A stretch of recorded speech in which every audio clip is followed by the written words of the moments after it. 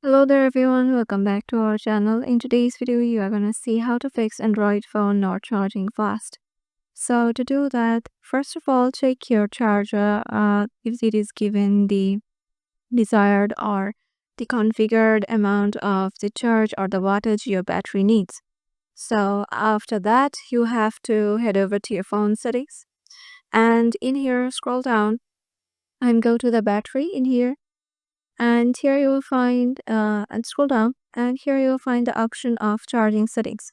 So go to charging settings, and here you will find fast charging option in here. So you just have to toggle it on or turn it on, and once you do it, try to charge your phone again, and hopefully it will charge now, and there might not be any problem anymore.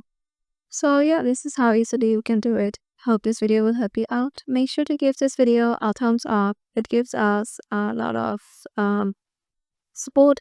And please support us by subscribing our channel, and we'll see you in the next one.